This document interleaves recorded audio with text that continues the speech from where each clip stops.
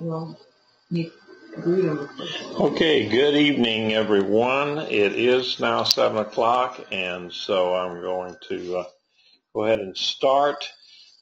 Tonight we will study Galatians chapter 4, 12 through 20, and kind of decipher what Paul was talking about, all things to all people. And before we begin, I'll say the blessing, Baruch atah Adonai Eloheinu melech haolam.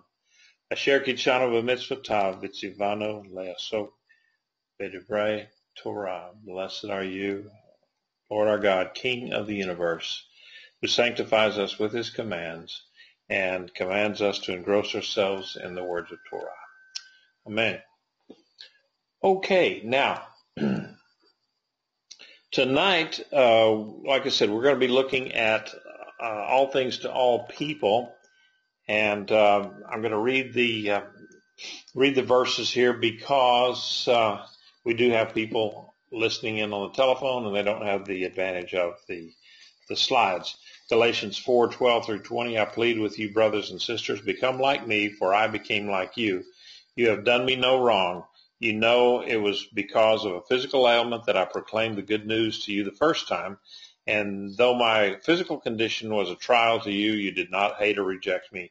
No, you welcomed me as a messenger of God, or even as Messiah Yeshua. So where is your sense of joy? For I testified that you would have torn out your eyes and given them to me if possible. So have I become your enemy by telling you the truth? Others zealously court you, not in a good way, but they wish to shut you out so that you will court them. To be courted is good, but let it always be in a good way, and not just when I am there with you. My dear children, again I suffered labor pains until Messiah is formed in you. I wish I could be with you now and change my tone, for I don't know what to make of you. So Paul is talking. What does he mean here when he says that he became like them? There's been many opinions written on this, and some of them, even Rabbi Yechiel Lichtenstein has suggested that it meant that Paul abandoned some aspects of Torah, such as a high degree of dietary standard. He didn't keep kosher so much, so that he could live, eat, and reach out among the Gentiles. So maybe Paul was asking the Galatians to meet him somewhere in the middle. So I think what we'll need to do is we're going to need to jump over into Corinthians, 1 Corinthians 9 and 19 through 23 to kind of put this all in focus. And so we'll be jumping back and forth between the two here. 1 Corinthians 9, 19 to 23, for though I am free from all men, I have made myself a slave to all so that I might win over more of them. To the Jewish people I identified as a Jew so that I might win over the Jewish people. To those under Torah I became like one under Torah, though not myself being under Torah, so that I might win over those under Torah. To those outside Torah, like one outside Torah, though not being outside God's Torah, but in Messiah's Torah, so that I might win over those outside Torah. To the weak I became weak, that I might win over the weak. I have become all things to all men, so that by all means possible I might save them. I do it for the sake of the good news, so that I might be a fellow partaker of it. Now, there's a lot of people that would look at that. That looks like classic double talk from a lawyer or something like that. All of those, in Torah, out of Torah, under Torah, not under Torah, and so forth. So it's kind of confusing. And a lot of the Christian world would look at this, and they would point out some of the problems that It says that, it appears that Paul, what he's doing here, it appears that he is maybe even pretending to be Torah observant, a Torah observant Jew when he's around the Jewish people, and then less Torah observant, when he's around the Gentiles, the non-Jewish people, is not so much Torah observant. So that whichever audience he's talking to, that perhaps that's what he tries to be, and so some people would even say that remember in Acts 21 when he paid the cost of the Nazirite vow for 4 men, that he did it just to kind of show that. Okay, yeah, I'm still somewhat Torah observant. That James had asked him to pay for this so that he could keep up a pretense, but he was actually just pretending. You do get that kind of observation sometime from people, but I think if we look back on the last the lessons that we've had on Galatians, these first 3 chapters, I have understood this a whole lot better, because it just it made it a lot clearer when we talk about what Paul is actually talking about under the law and so forth. So to the Jews, as a Jew, to the Jews, he says, I became as a Jew in order to win Jews. Now, in fact, Paul was already Jewish. He never quit being Jewish. He only means that when he is among the Jewish people, that he employed the common ground to his advantage. He shared with them a common cultural and historical heritage. He used that common ground in order to present the gospel. For example, when in the synagogue of Pisidian Antioch, he offered a teaching steeped in Jewish terminology and prophetic expectation to argue for Yeshua as the Messiah. Now, this to me, it just makes a lot of sense that he would do this among his own people. When we are among people who have a common heritage or a common, say, for instance, a common education, that we can share things that other people would sort of be an outsider. If I can say, okay, as an example, one of the fellows on this class tonight, Alan Sumi, and I went to school together at the Coast Guard Academy. We spent 4 years together there, and so we shared an experience that only a Coast Guard Academy graduate would know. And so we can talk in ways that other people just wouldn't understand, because we have this common bond, common heritage. And so Paul could do that as a Jew. He could talk to the Jewish people as a Jew. Remember when he said that he was a Pharisee of Pharisees. He was schooled in the school of Gamaliel. So this guy, he was the real deal when it came to being Jewish, and so he could speak to them in a language that they understood, and could argue with them so that that they would understand what he's talking about. One of the best debaters that I know of today that does this very, very well is a friend of mine, Rabbi Zahi Shapira, and he was schooled in an Orthodox yeshiva. He was ordained through that, and so now he's a believer, and so he can argue or debate the merits of Yeshua very, very well based on the based on his experiences and his education within the Orthodox system. So that's what he means when he says he became a Jew in order to win Jews. Now he goes on and says to those under the law. Now Paul says, to those under the law I became as one under the law, though not being myself under the law, that I might win those under the law. Okay, now what is he saying here? Why does he differentiate between the Jews and under the law? Now, if you will go back to remember in the classes that we've had before, he says that Paul sometimes used the term under the law to refer to Jewish people in general. You know, he did do that, but and in fact he did that in Galatians 4 and 5. But more often he uses it to refer to converts to Judaism. You know, the Gentiles that went under the conversion regimen that they did there in Galatia. And these Gentiles placed themselves under the law.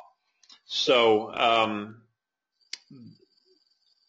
and that they placed themselves under the law in the same manner as the Jewish people by taking on the works of the law that identify a person as Jewish.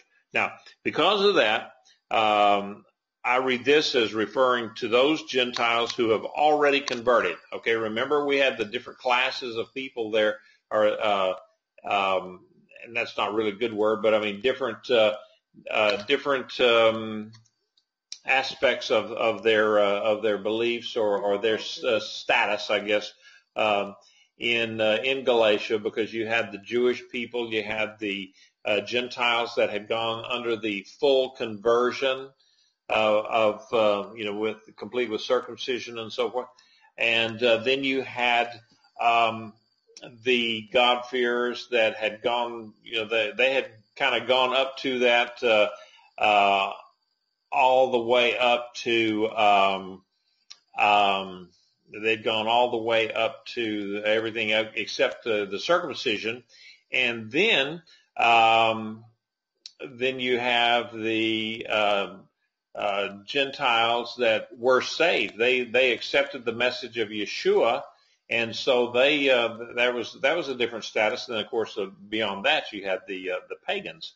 So I think Paul is talking. He says to those who have undergone this conversion and become Jewish, I become as one who has gone through conversion to become Jewish, though not myself, having undergone conversion to become Jewish. In other words, he accepted the proselytes, their status as converts. He reached out to them on their level. He presented the gospel as relevant to their new status as proselytes to Judaism, even though he was Jewish and not a proselyte to Judaism. Now, remember, we have talked about this a little bit, so that in that the proselytes, the Gentiles that had undergone the conversion and circumcision and so forth, while they were considered, legally they were Jewish, but the people who were born, by birth Jewish, still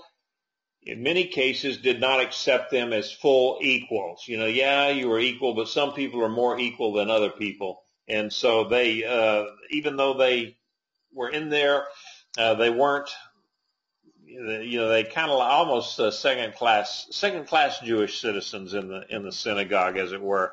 But Paul is saying, no, I accept you. You're an equal with us, and I accept you very much. So that's what he's talking about to those under the law. He's speaking to the Gentile converts. Now, to those outside the law. Now, this is one that used to catch me. It says, in this context now, outside the law, it does not refer to lawlessness or paganism. This is talking about the Gentiles who they've not undergone the full conversion. And they're, in some cases, maybe they're not even going through any conversion. These are the Gentile God-fearers. Paul became as they are. For example, Paul set aside his very high halakhic dietary standards, and so that he could have table fellowship with them in Antioch. We know that that he did that. That was a bone of contention between he and Peter, because Paul would eat and drink with the pagan, or with the Gentiles who had become believers. But and Peter would too, except for when they had visitors from Jerusalem, and then he would back away, like he wasn't really eating with these guys. Now we're not saying that Paul would have eaten forbidden foods or unclean meats or something like that, but where there was room to a little wiggle room there in the halakha, he would take it, so that he could fellowship with the Gentiles. And that was one of the things that he spoke of in Romans. If you remember, when we studied Romans, he spoke to the Gentiles, and he said, "Look, you have to be sensitive to the rules that the Jewish people follow when you're eating with them. You have to be sensitive of what is holy to them and what is right to them. You're trying to get into their world, so be sensitive to that." And so that's what Paul is saying here. And so he explains that he himself is not outside the law. That is, he himself is not a Gentile God-fearer. Instead, he is under the Torah of Messiah. Okay, now what that means is, I think in other translations, they would say the law of Messiah, or the law of Christ. And so he remained legally Jewish in Messiah, but he bends and he flexes when he can bend, and flex, so forth. And what we have to remember now is that Paul never did quit being Jewish. He was still going to keep all of the things that he had kept before. But when there was an opportunity, he could bend and flex a little bit. And there's examples of that, not only Paul, but other examples of Jewish people in the day that were business people and government officials, that they would figure out a way to where they could have table fellowship with the Gentiles, in some instances the Jewish people, for an example, the Jewish people would bring their own wine, so that so everybody else is they're drinking I don't know, the Clos du Bois, or the whatever kind of wine that they're drinking, and the Jewish guys, they're over there with their Manischewitz. So and then everybody was happy. And that would have been great for everybody but me, because I don't like Manischewitz. But anyway, that's but let's look at this. I'd like to look at this wording of law of Christ. When Paul says that he is not being outside the law of God, but under the law of Christ, and this is in that verse 21 there. And he says the rendering of under the law of Christ in many Bibles, I think, is incorrect. It's a mistranslation, because earlier in 1 Corinthians 9:20, and we're going into a Greek word here, huponomon, is translated literally as under the law. But huponomon Christou, under the law of Christ, is not what appears in the Greek text of Corinthians. That would be the literal translation in 1 Corinthians 21. But what is written in there is enomos Christou, which that is rendered within law to Christ. That's kind of a literal translation of it. That means it's something like the effect of within the framework of Torah as upheld by Messiah. So that's a David Stern translation, and that's his feeling on it. Or like I read in the version that we use, the Tree of Life version, it is within, or it's in Messiah's Torah. So basically, what we're saying here is Paul is saying, okay, I'm doing this. I am being like you guys that are coming to Messiah, and you're actually outside the law. You're not Jewish. You're not trying to take on the Jewish conversion, and so Paul is saying, I can accept that you were doing that, and I'm not outside the law myself, but I'm under the law of it says the law of Christ, the law of Messiah, and that means then that, and this is where it really clears a lot of it up. He says that means that I am still Jewish and I still follow the Jewish things. Only I believe that Yeshua is the Messiah, and so I'm following the law like Yeshua did. And that's been one of the big arguments that we've had with Jewish people when you talk to them about being a follower of Yeshua, you believe in Jesus, because they don't use the word Yeshua, is that if you do that, then you cannot possibly be a Jew, because once you believe that Jesus is the Messiah, then you are a Christian and not a Jew anymore.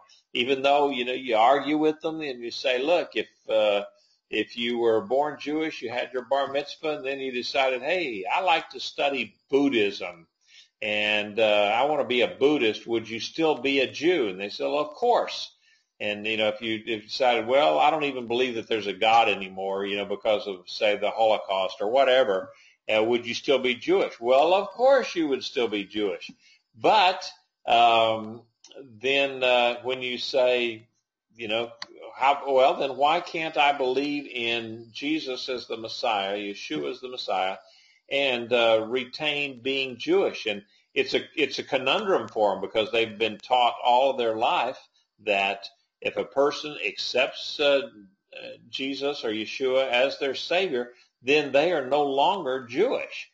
And within you can understand why they would say that, because for centuries, when a Jewish person comes and comes to faith in Yeshua, what's the first thing they tell them? Hey, you got to get rid of all of the Jewish stuff. No more kippahs, no more talits, no more of all of those feasts and everything. You're going to have to give up all of that stuff here. Have a ham sandwich. So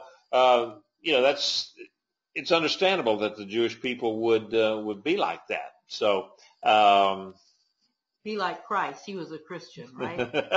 Yeah, that's what they said. Yeah, you need to be like Jesus, because he was the Christian. So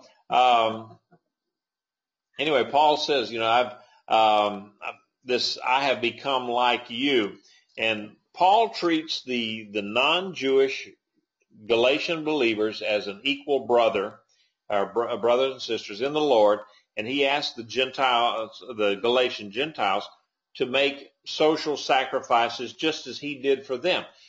So what he's asking them to do is says, okay, guys, look, you've become a believer in Yeshua. You have been eating. You have been used to eating certain things. You definitely like your pork chops. So please, when we get together, leave the bacon-wrapped shrimp at home, and we'll have nice chicken or lamb or something. But would you do that for us? And then for the Jewish side of things, he said, we will fellowship with you, which halakhically speaking, back in those days, it was forbidden. The Jews just because God had told them, hey, you need to keep yourself separated and holy, and that's what they decided, was that if I'm going to be separated and holy, that means I got to stay away from all these pagans, these Gentiles that don't believe in the one true God. And so Paul is saying, look, you do that for us, we'll do this for you. So we'll bend these things a little bit, and then we can live together. We can work together. We can fellowship together. That's why Yeshua was criticized for eating at the table with sinners, because in the culture of the day, you didn't even eat. To sit down at the table with someone was sharing a fellowship that was restricted to like-minded people, so to speak. And you didn't eat with, a Jew would not eat with a Gentile. And so, that was a cultural difference, in the day. Okay. And, a lot of times, Yeshua was criticized for who he ate with. And,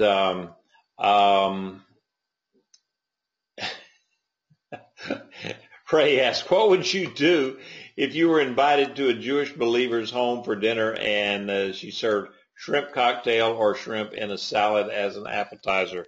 We were looking at that. I'm sure it's happened to all of us at one point or another. Yeah. We were looking at that, and I was trying to find this. I believe there's a scripture where Paul said, look, sometimes you're just in a situation where, you may have to just eat something and so as not to cause offense. And I ran out of time today. I was going to look that up, and then we had to scoot off and go do something else. But I'm going to try to find that scripture, if it exists, or if it's something that people say just so that they can go over to Joe's house and eat pork chops with him, because that's all he eats, So I don't know. What would I do? I would probably try to eat around the shrimp and just explain to people that, okay, no, I don't eat shrimp. That's what we did, Steve. That's exactly what we did. That's all you can do. I mean, it's different if you go to a restaurant or something like that where you have a choice. But if you go to someone's house and they prepared this meal and that's what they prepared, it would be an insult to say, no, I can't eat your food. But at the same time. That's what we did. That's exactly what we said. We ate around the shrimp. Right. We didn't eat the shrimp. Eat a lot of salad. And she wasn't offended. Yeah. She understood. But generally, if somebody does, I mean, if they're inviting you over to their home to eat with you, they generally know of your Jewish persuasion, and maybe they would, if they knew enough about kosher. In some cases, people have no clue. They just don't have a clue, and so they, in their best intentions, they fix up the nicest big ham and all of the trimmings, and you go, oh my goodness, okay, now what do we do? So. Well, I wouldn't think that it would be incorrect if you were invited to someone's house to tell them ahead of time. You realize, of course, that the kosher laws mean that I cannot eat seafood or pork, and just let them know ahead of time, because there's so much. I mean, that's not going to put them on the spot. There are so many things that you can fix besides seafood and pork. So you definitely want to, if you're going to do that, warn them ahead of time that that's what you're.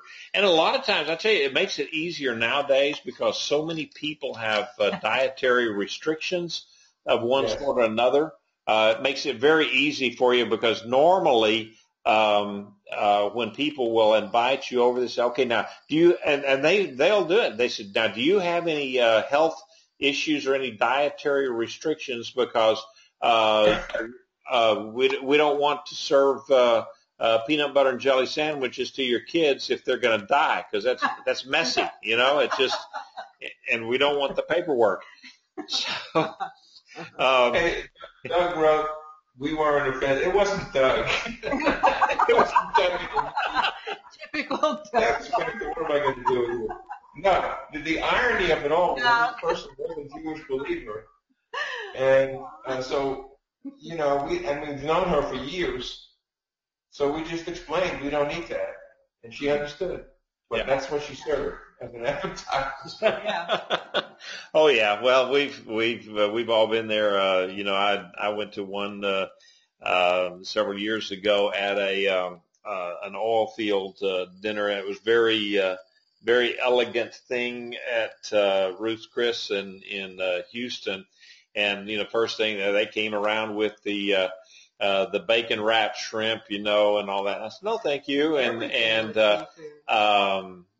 then of course now they did come around with the lamb pops, which the little lamb deals, you know, the little on the bone, and those were just absolutely delicious. And but somebody did notice that I didn't eat the bacon wrapped shrimp, and he was already well into his cups by the time I had gotten there, and so he made an issue of it everyone else very uncomfortable because of his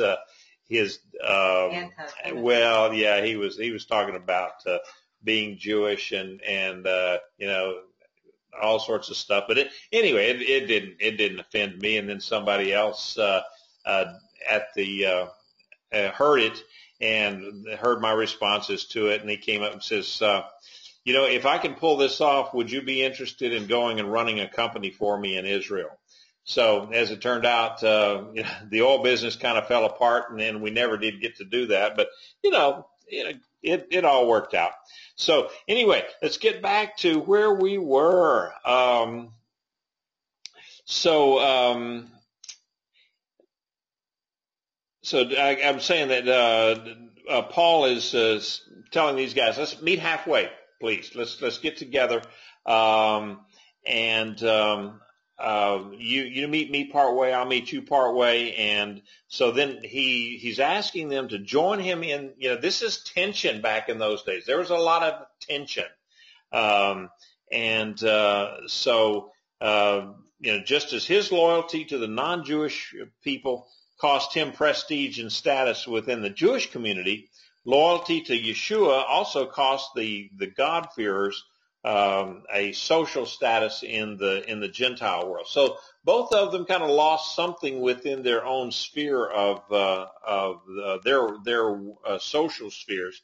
But Paul is saying, look, you know, we're both of us under Yeshua. It's worth it for us to get together.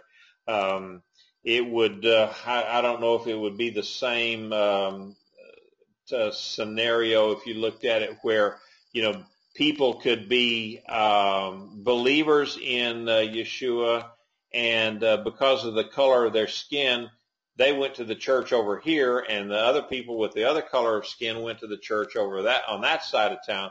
And you know, somebody had said one time that the most segregated place in the United States is a church on Sunday morning. And so, you know, if you could think of it in those terms, maybe it kind of brings out a little bit a better idea. So anyway, Tim Haig, who's a Messianic writer and commentator, says, how is it that Paul became like them? And so he says, in jettisoning the rabbinic halakha, which would have separated Paul from the Gentiles, and in openly fellowshipping with the Gentiles, eating with them and congregating in their homes, Paul had identified with the Gentiles as such, had no doubt been shunned by many of the Jewish community. He had followed the footsteps of Messiah, who left the glory of his heavenly dwelling with the Father in order to become a man and to fellowship with men. So that's a perfect example of how Paul is saying, look, you guys be like me. And because he had told them, you know, he had said in other instances how that he was trying to be like Yeshua. And, he'd said one time, for me to live is Christ. Paul is saying, look, let's take on this servanthood or this fellowship of Yeshua. So, and then Paul asks him, he says, no, look, have I become your enemy by telling the truth here? And the answer, of course, is yes. In this case, they've got a hubbub here in Galatia between him and the Galatian believers and the influencers and the synagogues in Galatia. It's quite a dust up there. And so it says all through the Bible, every teacher and prophet who, they speak the truth of the Word of God, and the word that their experiences, they're gonna experience the pushback and a little bit of enmity, I guess is a good word, from those that speak it. So you go out there and tell the truth. A lot of times people don't want to hear the truth. It's like the old the movie. And I can't think of it right now, where they're saying, do you want the truth? They say, you can't stand the truth. And so that's kind of what Paul is saying here. And he experienced it with the Galatians, and by telling them that they should not consider conversion as an option, he gained some enemies, and they were, especially the ones that were already kind of heading down that direction anyway, and so they didn't want to hear it. We kind of, that's right, a few good men, Jack Nicholson said the line. That's the one. I couldn't think of it. Thanks, Alan. Both of you, Alan and Cliff, both. Yeah. All right. So Paul spoke directly of his conflict with the influencers, his opponents in this theological battle that he was having, and he was basically fighting these influencers for the allegiance of these God-fearing Gentiles there in Galatia. He was fighting for their souls, and he really thought that I'm fighting for the souls of these people. And he said, they make much of you, but for no good purpose. They want to shut you out, that you might make much of them. And they there are they're believers in Messiah, and they were possibly proselytes, that they didn't accept Paul's unique gospel that he was teaching, and that so they were they were against him in this regard. And Paul is speaking against them. They were using all sorts of persuasion here to attempt to get people to come to their side, that, okay, yeah, you may be a believer, but you still have to become a Jew too if you really want to be saved. And so, we still see that sometimes today in some religions. Yeah, you may be a believer, but and there's no ifs, ands, or buts. If you are a believer in Yeshua, then you're saved. But and that's what Paul is trying to get around here, is that you're not a believer in Yeshua and this if you do this. So here he is, he's fighting them, and he said they want to shut you out, that they may that you may make much of them. It's almost like, and then the words in this Tree of Life version that we talked about, it's almost like kids in school, where the kids in there, and they're in their juvenile courtship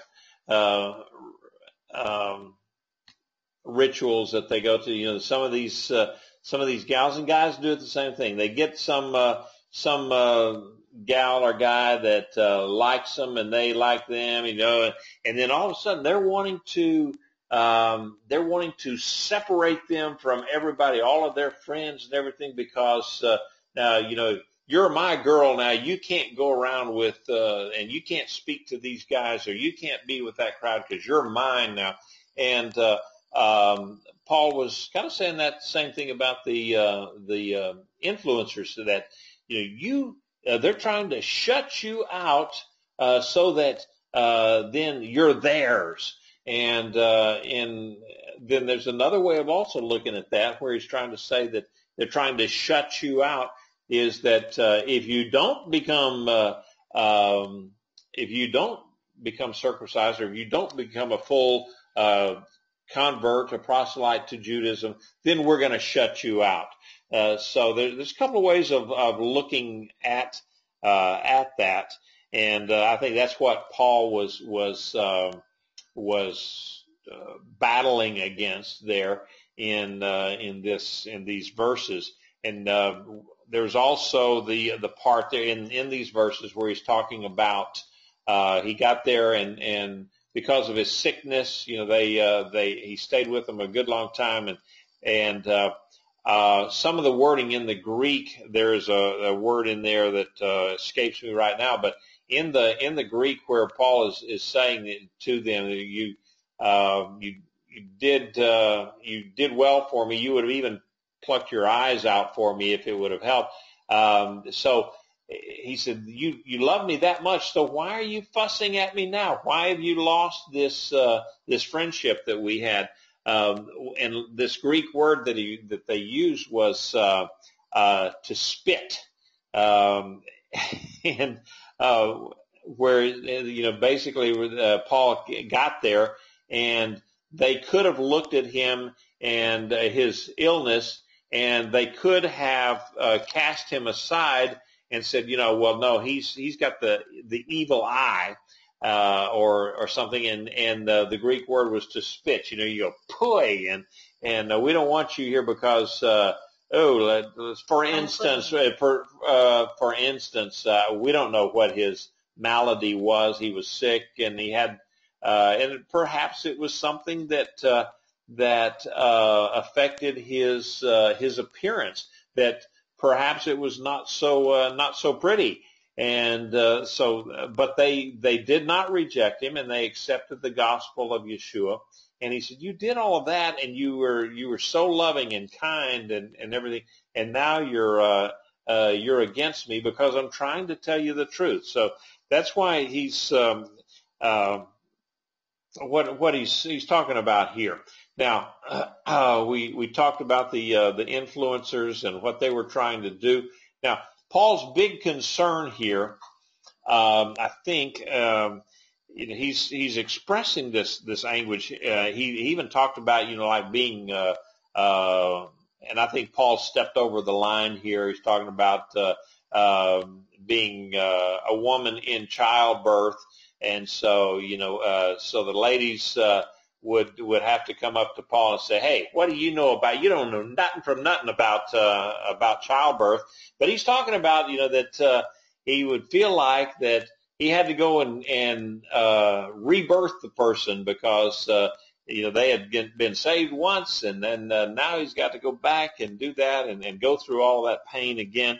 And so because he said that, again, in anguish of childbirth until Christ is formed in you. That's in Galatians 4:19. That he felt like that he was a woman going through labor a second time, giving birth to the same baby. And but he said, I will be willing to do all of this again until Messiah is formed in you. Now, what does Messiah being formed in you or inside the body of a believer? He mentions it kind of casually, but perhaps I don't know. It looked like the entire epistle is based on this, that he's trying to get it to where Yeshua and the Messiah, the concept of the Messiah is in this person, and it's well established, and they can grow to maturity. And so he was worried about them until the Messiah was formed in them. In first century Judaism, a disciple sought to be just like his teacher, and Yeshua himself said a disciple is not above his teacher, but everyone, when he is fully trained, will be like his teacher. And, we talk about Paul being in the school of Gamaliel, so he took on the attributes and the teachings of Gamaliel. There's some that say that Yeshua was of the school of Hillel, because his Torah was so much more compassionate than, say, the school of Shammai. So maybe Paul feared that the Galatian Gentiles were trading their identity in Messiah for an identity in Judaism, so that he was afraid that they were abandoning this high calling of discipleship, of being like Yeshua, that they were supposed to be disciples of Yeshua, and rather than being disciples of a concept of Judaism. And that does not mean that Judaism and discipleship are incompatible. Not at all. I mean, they are perfectly compatible. They're inseparable. If you're a Jewish believer, I've heard people say, well, now that they are believers in Yeshua, they're Jewish and they're a believer in Yeshua, I've heard them labeled as completed Jews. And I heard just the other day some guy introduced himself as that way. He says, yeah, I believe in Yeshua, so that makes me a completed Jew. So Paul was for the Jewish believer to abandon Judaism and is never an abandonment of his discipleship. Paul was speaking to Gentile believers, and in his mind, if the Gentile believers were to become Jewish, they would forfeit their central identity in Messiah alone. They would become Messianic Jews so long as they retained their faith through the conversion, but they no longer needed to rely solely on Yeshua for their sense of attachment to God, the kingdom, and the people of Israel. We run into this concept a good bit in Messianic Judaism today, in fact, that people, it's always like, that it's Yeshua plus something. You have to, if you want to really be saved, you got to believe in Yeshua. Plus, you have to do these other things. And if you're not keeping kosher, then you're not saved. Or if you're not keeping the feast, then you can't be saved. And you run across that sort of thing. And so, what Paul is trying to say here is that the great danger was that Messiah might not be formed in them. It wouldn't come to maturity. Their Jewish identity might become fully formed, but Messiah was set aside, set on the shelf, so to speak, so that it's kind of like, well, maybe he is, maybe he isn't the Messiah category, or placed into, I think he was a good man and a good teacher category, because Messiah will no longer matter. Yeshua will no longer be the Gentiles' center of identity. This was what Paul's chief concern, or his big concern, was. And I tell you, folks, I have seen this within the Messianic movement. There's several of us that have, where a person will be, they're come to faith, and this happens within the people who are not Jewish. What they will do is they'll come to faith in Yeshua, and then what they become so enamored with Judaism and the Jewish lifestyle and the Jewish way of life, and all of these wonderful things that are part of being Jewish, that they become so enamored with that they basically fall into what Paul is trying to get them away from. Is they'll fall into the Judaism so much that they end up denying the deity of Yeshua. And to me, that is just absolutely heartbreaking when someone does that. And if you've been around in this in this movement very long. You do see it from time to time. It's tragic. It's called legalism. When they get, they go to the Torah, that the Torah is more important than Yeshua, and they more or less. And how can anybody deny Yeshua? But your salvation is not through the Torah; it's through Yeshua. So, So anyway, let's see. We got a couple of comments that I wanted to get to here. That was the end of my what I was going to speak to tonight. Michael says Judaism in the first century was insular, and meaning that it was pretty cliquish. The Jews were pretty insulated. Even the Jews of the diaspora were isolated from the Gentiles among which they lived. Oral laws forbade social interaction, and dining with Gentiles was especially out of bounds. Purity laws were microscopic and classified things drift down to the third degree. Touching a Gentile's garment made a Jew legally impure and unacceptable to Hashem in the minds of the Pharisees. Yeah, it made you unacceptable for temple worship. You had to wait until evening, and then you could go to the next day or things like that. So there was really no interaction between the Jews and the Gentiles back in those days.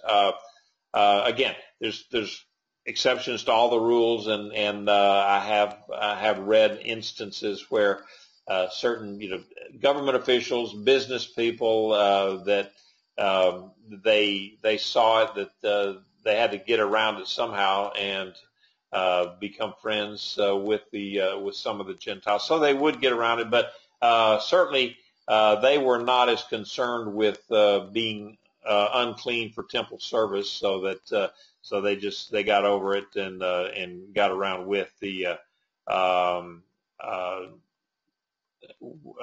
they got around it, and they did fellowship with Gentiles. And let's see, and there was one other comment here someplace, I think. No, I guess that was the only one I wanted to. There's the same thing. Ray had said that the halakha of the day was traditional Judaism. You did not eat with the Gentiles. So it was Paul's.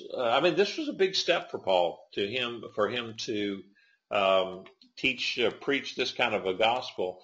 Certainly to the Jewish people, they were less accepting of it than would be the Gentiles of the day. So there was a threshold covenant that was part of the culture of the day, where as well, that when someone crossed over the threshold of your home, it was there was a covenant between the two, that the person who was visiting you would not harm you, and you had an obligation not to allow harm to that visitor while they're in your home. And that's one reason why, we can't understand why, going back to Lot. How could Lot give up his daughters to the mob that was, coming after the angels inside his home? And it was, he had a covenant. He was honor bound to protect those men. So that's, just one incident that if you don't know the culture of the Bible, you really can't understand the scriptures.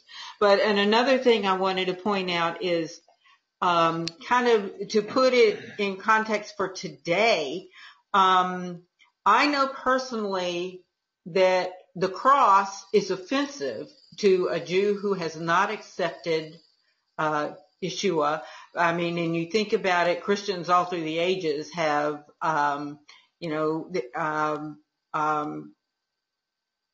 done terrible things to the Jews. They considered, and I don't understand this, they understood Hitler to be a Christian, which is the furthest thing from the truth.